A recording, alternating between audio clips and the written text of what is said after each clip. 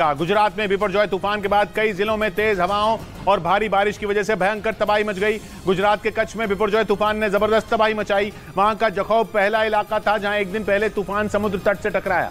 मौसम विभाग के मुताबिक एक दिन पहले जखौ में यह तूफान 130 किलोमीटर प्रति घंटा की रफ्तार से पहुंचा, जिसकी वजह से वहां समंदर के किनारे भयंकर तबाही देखने को मिली। हवा की प्रचंड रफ्तार ने सामने आने वाली सभी चीजों को उड़ाकर रख दिया। जखौ बंदरगाह से सामने आई एक तस्वीर में दिखा कि वहां बिपरजॉय तूफान ने टिन के बड़े बड़े शेड को कागज की तरह उड़ा दिया। मौसम विभाग के मुताबिक जिस वक्त ये तूफान बंदरगाह से टकराया उस वक्त उसकी रफ्तार 130 किलोमीटर प्रति घंटा से भी ज्यादा थी। इसके साथ ही वहाँ तेज बारिश भी हुई, जिससे कई इलाकों में पानी भर गया। वहाँ मौसम इतना खराब था कि दिन के उजाले में भी साफ साफ दिखना बंद हो गया।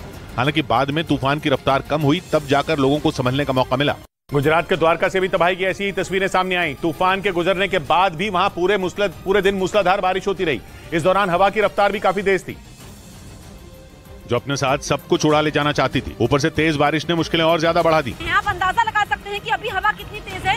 अब अगर मैं कहूँ तो 70 से 80 किलोमीटर प्रति घंटा इस वक्त हवा की रफ्तार है। तूफान के गुजरने के बाद द्वारका में हर तरफ तबाही के निशान दिखे। तेज रफ्तार हवा की वजह से मकानों के शीशे टूटकर सड़क पर आ गए। सड़क किनारे लगी छोटी दुकानें उखड़कर पलट गईं। तबाही के निशान यहाँ पर है। तबाही के निशान है ये क्योंकि यहाँ पर नारियल भी बिकता था, पानी की बोतलें, जो कि काफी ज्यादा नुकसान हुआ है। बिपरजॉय तूफान गुजरने के बाद भी द्वारका में समंदर की लहरें दहशत पैदा कर रही थी। प्रशासन ने लोगों से अब भी समंदर किनारे नहीं जाने की अपील की। उधर कुछ ऐसा ही नजारा गुजरात के मांडवी में भी दिखा। मांडवी में तूफान के साथ तेज बारिश ने लोगों की मुश्किलें बढ़ा दी। बिपरजॉय तूफान के वहां पहुंचने के बाद ऐसी हवाएं चली कि कच्छ के इस इलाके की तस्वीर ही बदल गई। क्योंकि तूफान की वजह से कई जगहों पर मकान ढह गए तो सैकड़ों पेड़ उखड़कर जमीन पर गिर गए। आने जाने वाली कई सड़कें पेड़ों और बिजली के खंभों के गिरने की वजह से बंद हो गई। रही से कसर तेज बारिश ने पूरी कर दी। तूफान के कमजोर पड़ने के बाद भी वहां लगातार बारिश हुई, जिसकी वजह से मांडवी के कई इलाके पानी में डूब गए। रिहायशी इलाके की सड़कें हैं जहाँ पर मांडवी में समंदर का पानी जो है वो देखिए किस तरीके से सड़कों पर पहुंच चुका है। चारों तरफ घुटनों तक पानी भरने से लोगों का बाहर निकलना भी मुश्किल हो गया। बहुत जरूरी होने पर ही कुछ लोग बाहर निकलने की हिम्मत जुटा सके।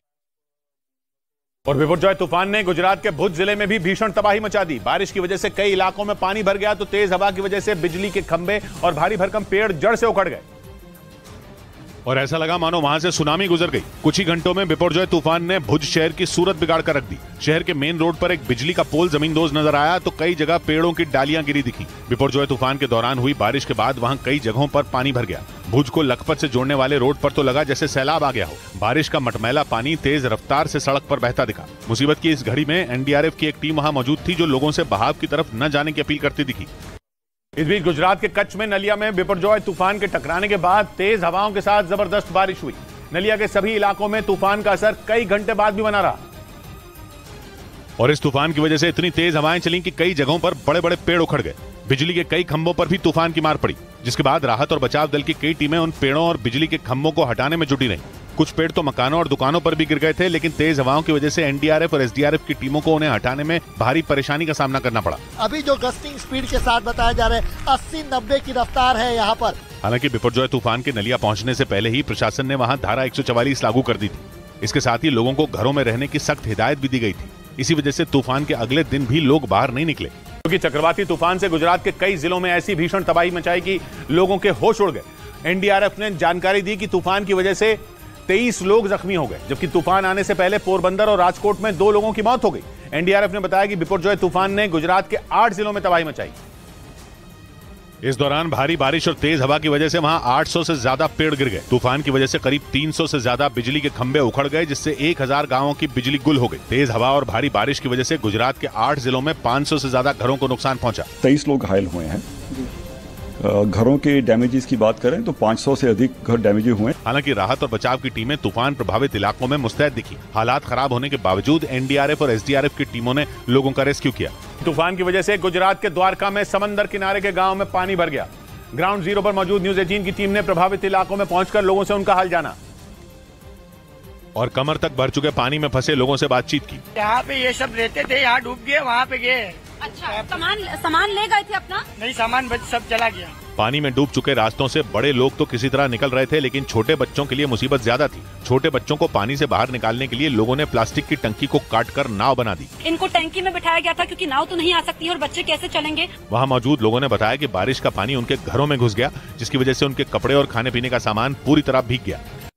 हालांकि तूफान गुजरात से आगे तो बढ़ गया, लेकिन अपने पीछे जगह जगह बर्बादी के निशान छोड़ गया। बिपरजॉय की वजह से कच्छ के मांडवी में कई जगह पेड़ गिर गए और मांडवी से मुंद्रा और आगे भुज की तरफ जाने वाली एक सड़क भी तूफान की वजह से गिरे पेड़ों से पटी नजर आई। ऊंचे ऊंचे भारी भरकम पेड़ बिपरजॉय से बराबरी नहीं कर सके और औंधे मुंह जमीन पर गिर पड़े। इस वक्त तक तूफान खत्म हो चुका था, लेकिन उसका असर खत्म नहीं हुआ था। हालांकि तूफान चला गया, लेकिन तूफानी हवाएं और बारिश हम सीधे नहीं खड़े हो पा रहे हैं। इस वजह से पेड़ हटाने में भी दिक्कत हुई। कुछ गाड़ियों को रास्ता साफ होने का इंतजार करना पड़ा। आसपास के लोगों ने जब पेड़ हटाए तब गाड़ियां आगे बढ़ सकी। उत्तर गुजरात में तूफान से निपटने के लिए एनडीआरएफ, एसडीआरएफ और सेना ने मोर्चा संभाल लिया। तूफान के गुजर जाने के बाद अलग अलग इलाकों में पेड़ गिरने से रास्ते बंद हो गए। सड़क पर गिरे पेड़ों को एनडीआरएफ और एसडीआरएफ की टीमें कटर मशीन से काटकर हटाती दिखी और रास्ता साफ करती नजर आई। तूफान के दौरान कच्छ जिले में भुज लखपत रोड पर एक भारी भरकम पेड़ गिर गया, जिसे एनडीआरएफ की टीम ने कटर मशीन से काटकर हटाया। कच्छ जिले में पेड़ गिरने से बंद पड़े रास्तों को खोलने में एनडीआरएफ के साथ फायर ब्रिगेड की टीम को भी लगा दिया गया। वहां सड़क पर गिरे बड़े पेड़ों को हटाने के लिए मिट्टी खोदने वाली मशीन की मदद लेनी पड़ी। जेसीबी से अभी फिलहाल ट्री फॉल के जो केसेज है उसके पेड़ हटाने की कामगिरी जेसीबी से चालू है। कुछ ऐसे ही हालात द्वारका जिले के रूपे बंदर में दिखे। तेज बारिश के बीच एनडीआरएफ के जवान सड़क पर गिरे पेड़ को काटकर हटाते दिखे। इधर गुजरात को हिलाकर रख देने वाले इस तूफान का असर राजस्थान से लेकर दिल्ली एनसीआर में भी दिखना शुरू हो गया। तूफान की वजह से राजस्थान में जमकर बारिश हुई और मौसम विभाग ने बताया कि सोमवार तक उत्तर भारत में बिपरजॉय की आहट महसूस होती रहेगी। अनुमान है कि 18-19 जून तक पंजाब, हरियाणा, दिल्ली और उत्तर प्रदेश के उत्तर पश्चिमी हिस्से में सामान्य से तेज हवा चल सकती है और हो सकता है कि बारिश भी रुकने का नाम न ले। राजस्थान के कई हिस्सों में भी हवा की रफ्तार बनी रह सकती है और वहां भी बादल खूब बरसेंगे। राजस्थान और गुजरात का पड़ोसी मध्य प्रदेश भी तूफान के असर से अछूता नहीं रहने वाला। मौसम विभाग का अंदाजा है कि वहां आंधी आ सकती है और तो और वहां बिजली गिरने की भी आशंका है। वहां की राजधानी भोपाल, उज्जैन, जबलपुर, सागर और छतरपुर जैसे कई इलाकों में लोगों को खराब मौसम से जूझना पड़ सकता है। गुजरात के कई जिलों में तबाही मचाने वाले तूफान ने राजस्थान के बाड़मेर में भी जमकर तांडव मचाया। वहां हवा की रफ्तार इतनी तेज थी कि भारी भरकम पेड़ भी चंद सेकंड में उखड़ कर गिर गए, जबकि कई घरों को भी नुकसान पहुंचा। और इस खतरनाक तूफान का जो वीडियो सामने आया उसमें इसका असर साफ दिखाई दिया। वहां इतनी तेज हवाएं चली कि आसपास लगे टिन शेड हवा में तिनके की तरह उड़ गए। इतना ही नहीं, सड़क किनारे लगे पेड़ और बिजली के खंभे तक गिर गए। हालांकि गनीमत यह रही कि जब ये गिरा उस वक्त वहां कोई मौजूद नहीं था, वरना बड़ा हादसा हो सकता था। वहीं तूफान की एक और तस्वीर सामने आई। वहां एक आदमी ने अपनी मोटरसाइकिल को तूफान से बचाने के लिए उसे रस्सी के सहारे हिमाचल प्रदेश के चंबा में हुई एक हिंदू लड़के की हत्या के बाद वहां सियासी बवाल शुरू हो गया। चंबा में राज्य के पूर्व मुख्यमंत्री जयराम ठाकुर कलेक्टर ऑफिस के बाहर धरना देने के लिए निकल पड़े। वहां 9 जून को मनोहर नाम के एक लड़के का शव 7 टुकड़ों में मिला था और इस हत्या का आरोप एक मुस्लिम परिवार पर लगा। इस घटना के बाद से ही वहां तनाव बना हुआ है और कार्रवाई की मांग कर रहे लोगों की अगुवाई के लिए हिमाचल में विपक्ष के नेता जयराम ठाकुर चंबा पहुंच गए। वो वहां अपने साथ बीजेपी के सैकड़ों कार्यकर्ताओं को लेकर चंबा के कलेक्टर के दफ्तर के बाहर धरना देना चाहते थे। हालांकि उन्हें रास्ते में रोक लिया गया, जिसके बाद वो वहीं पर बैठ गए और वहां राम कीर्तन करने लगे।